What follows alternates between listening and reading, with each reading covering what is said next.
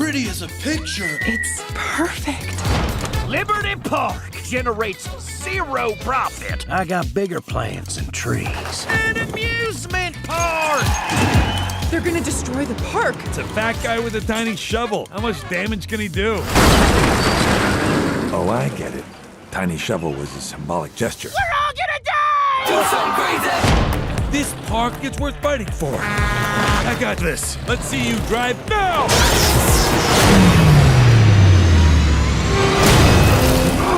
I'm good. But you guys get the next one. Hi. We care so much about you and our jobs that we went and saw the sequel to The Nut Job. Are you aware that there's a sequel to The Nut Job and it's called The Nut Job 2 Nutty by Nature? Not because I hate you. So it's terrible. I'm Christy, that's Alonzo. My favorite little furry friend. Please explain what it's about. Yeah, I saw this for you people, because I didn't have to see it otherwise, so you're welcome. You can talk about it on Linoleum Knife. I will talk now. about it on Linoleum Knife, yes. The podcast. But holy crap. All right, so the Nut Job sequel, because everybody wanted that.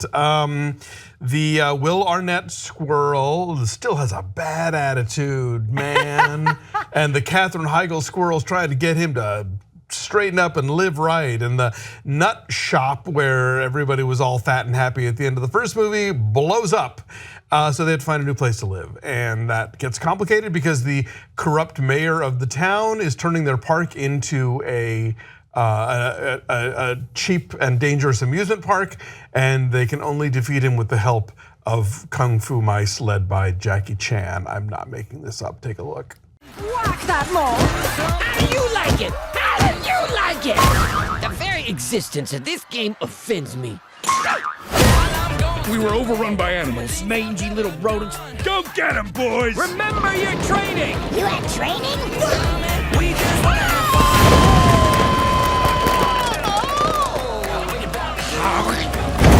Yikes! That has got to be a safety violation. Yeah, this is terrible. I went to the actual premiere and they had a guy, I'm assuming it's a guy, might be a woman, I apologize in advance. Yeah, stop gendering. It was a person in a Surly the Squirrel costume. Oh, brother. Like greeting people at LA Live as they got off the escalators from the parking complex. Like, hi, I'm Surly Squirrel. Were like small children screaming and crying? Yeah, they were not clamoring to get a hug and a picture with Surly Squirrel. And then they had actual pugs, because there is still the Maya Rudolph pug who makes friends with Frenchie, voiced by Bobby Cannavale. Oh, is that who that was? Yes. Okay. I couldn't figure it out either. I had to look it up. That's called acting. I figured it was some like sort of second tier Sopranos cast. Oh no, member. this is a legit cast. Bobby Moynihan is the mayor, and who else? Yeah, Jackie Chan, of course, Maya Rudolph, Katherine Heigl. So actual people got actual paychecks to read this. Yeah, track. I mean the first movie was so terrible. This one's less terrible. Vaguely less terrible. Less I would say, terrible. Yes. You can put that on the poster. But yeah, they're so.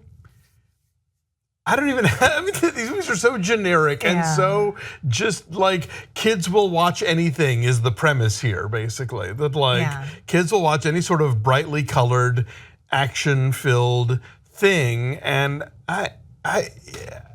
there's so many great cartoons out in the world, and then there's this. Yeah, I cannot imagine. Yeah, aside from just like the lazy cash grab, why anyone did this.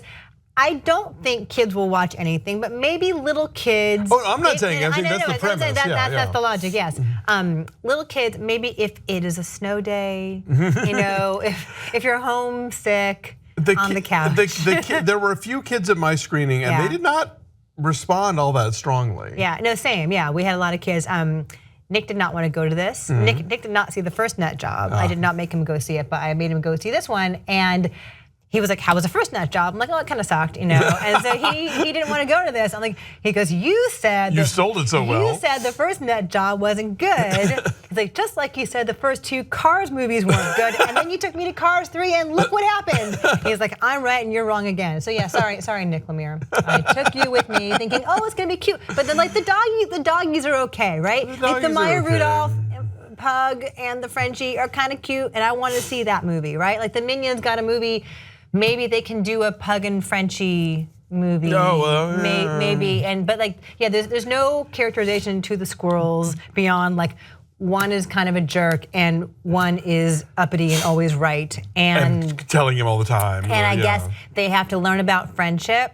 I guess the squirrel who is selfish has to learn to not be selfish, and the squirrel who is uptight all the time has to learn not to be uptight chill out all the time. It's funny. I saw this movie the only way that I could recommend seeing it, which is sitting next to animation expert Charles Solomon. Oh, thank God! I'm doing film week with him tomorrow. Because we were like the whole time because he kept pointing out all the other movies they were ripping off, either plot wise or visually. And I at one point turned in because there's a big plot about like all the animals in the park banding together to scare off the human, like, bulldozer drivers and the other sort of construction people. And I said, oh, this is Pompoko for dummies. Oh, see, yeah. But Charles was knowledgeable. Was he talking about how it looked like crap? Oh, yeah.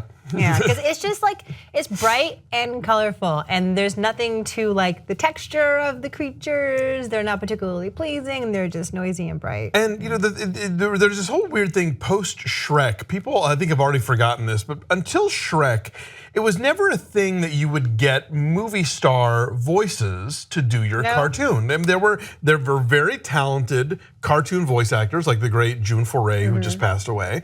But like people like Billy West, and who that was their bread and butter. Right. They did, so if you look back, say at the early Disney, movies, like just from the early sort of revival, like who were the celebs in, The Little Mermaid, apart from like Pat Carroll as, like Robin Williams as a voice in Aladdin. Right, that was like that. Yeah, Robin Williams. Every so often they would maybe throw one in. I mean, Lion King had some, but Shrek really kind of codified this thing now, where like you had to get famous stars for your movie, and Will Arnett is one of the great cartoon voices of the era on BoJack Horseman.